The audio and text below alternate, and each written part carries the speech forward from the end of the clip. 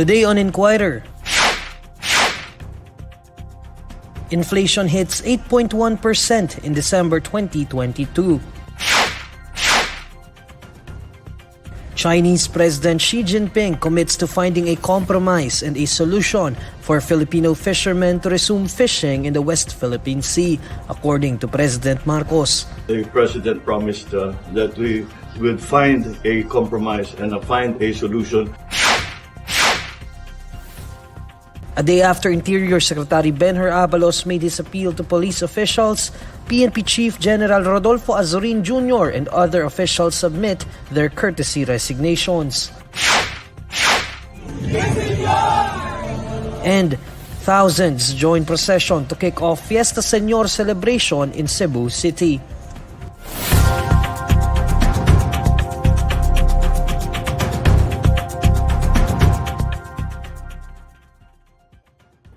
Good evening. The Philippine inflation rate rose further to 8.1% in December 2022, the highest in 14 years. To tell us more, here's Zacarian Sarao reporting live. Zach? Indeed, Neil, inflation in the Philippines has reached its highest since November of 2008 at 8.1% in December 2022.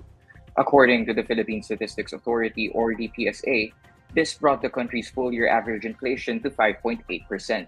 National statistician Dennis Mapash said during a press briefing that the high inflation rate in December was mainly due to the faster rate of increases in prices of vegetables, especially cabbage, rice, and fruits like bananas. Other big contributors to faster inflation were restaurant and accommodation services, as well as housing, water, electricity, gas, and other fuels. The PSA noted that December's inflation was more than twice the 3.1% recorded in December 2021, but was still slightly below the 8.2% median forecast by a Reuters poll. However, it was within the central bank's 7.8% to 8.6% forecast for December. Core inflation, which strips out volatile food and energy components, rose to 6.9% in December from 6.5% in November. Food inflation at the national level, on the other hand, further rose to 10.6% in December compared to the prior month's 10.3%.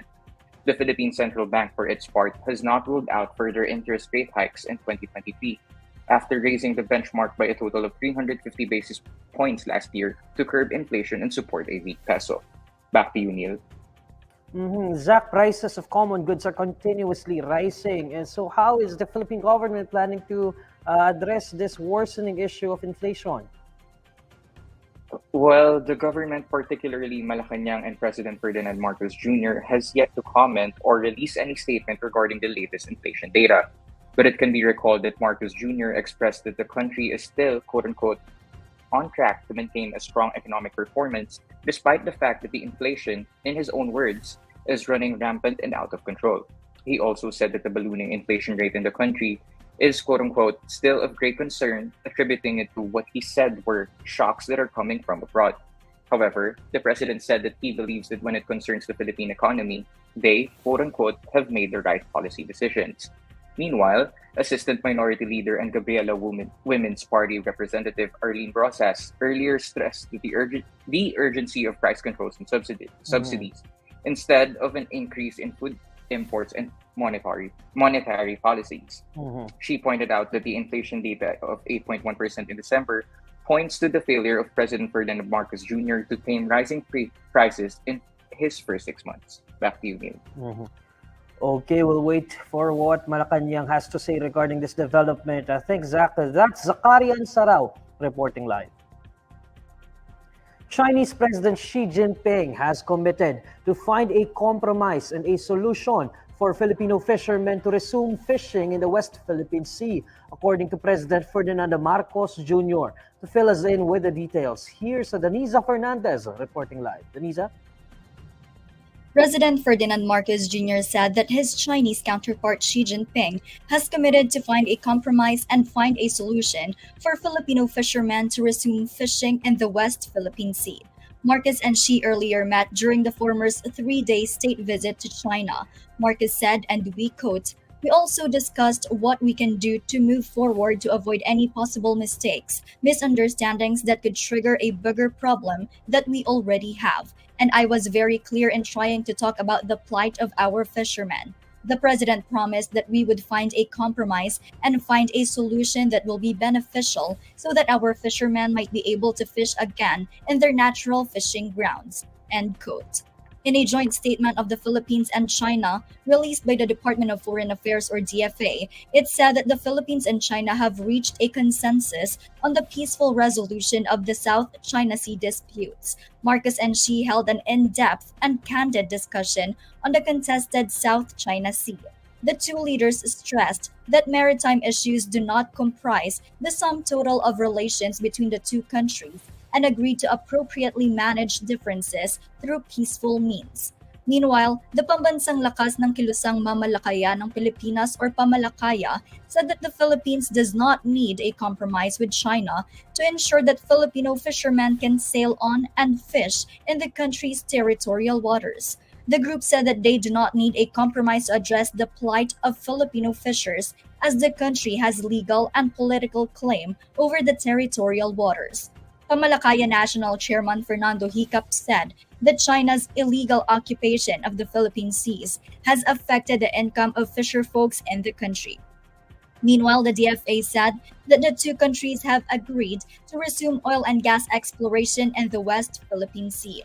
Last year, the planned joint oil and gas exploration in the West Philippine Sea between the Philippines and China was terminated upon the order of then President Rodrigo Duterte. Marcos returned from his 3-day state visit today before 5 p.m. Okay, that's Denisa Fernandez reporting live. Philippine National Police Chief General Rodolfo Azurin Jr. and other members of his command group have heeded the appeal of Interior Secretary Benjamin Abalos Jr. and submitted their courtesy resignations. In a press briefing, Azurin did not name the other top PNP officials but confirmed the courtesy resignation of their organization's number 2 man, Deputy Chief for Administration Lieutenant General Rodel Ceremonio. This comes after Abalos asked PNP officials and generals to vacate their posts, a surprising move aimed to eliminate the police officers allegedly involved in illegal drugs. According to Azurin, he met with the other PNP colonels and generals, and there were commitments to tender their courtesy resignations. Still, the PNP chief clarified that filing of courtesy resignation is not compulsory. So, ibig sabihin, doon mo mararamdaman na yung mga senior officers, yung mga general, they are willing to be subjected to an assessment. Kasi, yan paulit-ulit na lang na sabi ko nga, akusasyon sa hanay namin. Diba? And this must stop once and for all. Thousands of people joined the Walk with Jesus procession early Thursday to mark the start of the 458th Fiesta Señor celebration in Cebu City. Devotees carried their images of the Santo Niño, prayed the Holy Rosary, and sang liturgical hymns, which were broadcast live on radio and amplified by speakers during the dawn procession and the first Novena Mass. The 2-kilometer prayer walk opens this year's honoring of the Child Jesus activities, with which the COVID-19 pandemic halted for 2 years. According to Harold Alcontin, head of the city's Disaster Risk Reduction and Management Office, devotees who joined this year's procession and opening salvo tripled compared to previous years. The 3,500 capacity church courtyard was packed, with thousands more spilling into the streets outside the basilica. The flower-decked carroza that carried the image of the Santo Niño arrived at 5:10 a.m. at the Basilica and was welcomed with shouts of Viva Plight Señor and Viva Señor Santo Niño as the church bells pealed. The image of the Santo Niño was given as a baptismal gift by Portuguese explorer Ferdinand Magellan to Cebu's Hara Humamay in 1521. The wooden coffin of Pope Benedict was carried out of St. Peter's Basilica on Thursday and placed before thousands of faithful gathered in the square for his funeral. Pope Francis arrived in the square in a wheelchair to preside over the service. In attendance were clergy from around the world, a handful of heads of state, and thousands of faithful. More than 1,000 Italian security personnel were called up to help safeguard the event, and airspace around the tiny Holy See has been closed off for the day. Italy ordered that flags around the country be flown at half-staff.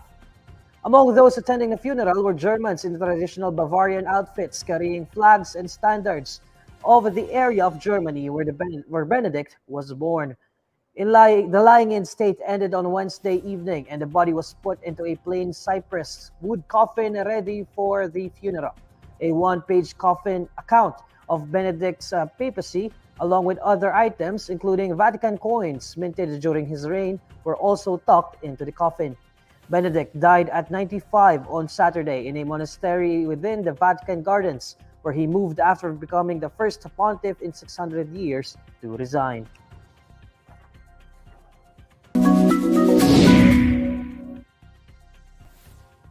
Alamin naman natin ang mainit na balita sa mundo ng showbiz kasama si Irvin Santiago ng Bandera. Irvin?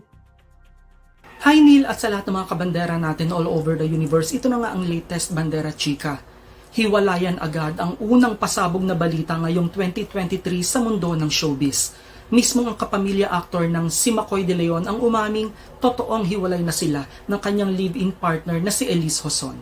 Ngunit mabilis namang itinanggi ni McCoy na may third party involved sa paghihiwalay nila ni Elise matapos ngang madamay ang social media personality na si Mary Joy Santiago. Sa kanyang Instagram story, nagsorry si McCoy sa kanyang anak na si Baby Feliz pati na rin sa lahat ng taga-suporta nila ni Elise dahil nga sa mga pangyayari. Pakiusap ni McCoy sa anak, sana raw ay huwag magbago ang pagtingin nito sa kanya bilang ama dahil hindi lang daw talaga niya kinaya ang mga nangyari. Nabanggit din niya na matagal na niyang hindi nakikita at nakakausap ang kanyang anak kaya sa social media na lang niya idinaan ang kanyang mensahe para rito. Tungkol naman sa kumalat na screenshot ng di umano'y pakikipag-usap niya kay Mary Joy Santiago at ang pagsasabi niya ng I love you rito, isa raw itong fake news. Hindi raw siya yon at pinagdiinang walang involved na ibang tao sa desisyon nila ni Elise na maghiwalay na. Sabi pa ng aktor, hindi niya intensyong manakit ng tao o manloko. Sobrang bigat na raw kasi ng kanyang mga problema kaya siya sumuko. Samantala, balitang itinanggi na rin ni Mary Joy Santiago na inagaw niya si McCoy kay Elise tulad ng mga paratang laban sa kanya ng mga taga-suporta ng Maclis. Hiwalay na raw ang dalawa na magkausap sila ng aktor. At sana raw ay huwag muna siyang husgahan ng mga tao dahil hindi pa nila alam kung ano ang totoo. Hanggang ngayon ay wala pang pahayag si Elise tungkol sa paghihiwalay nila ni McCoy at kung totoong ipinagpalit siya nito sa ibang babae. At yan ang Bandera Chika natin for today. Thanks, Neil! Maraming salamat, Irvin. And these are the stories you need to know today. I'm Neil Mercado. Follow INQUIRER.net on Facebook, Twitter, YouTube, TikTok, Instagram, and Reddit. For more stories, visit INQUIRER.net. Good evening.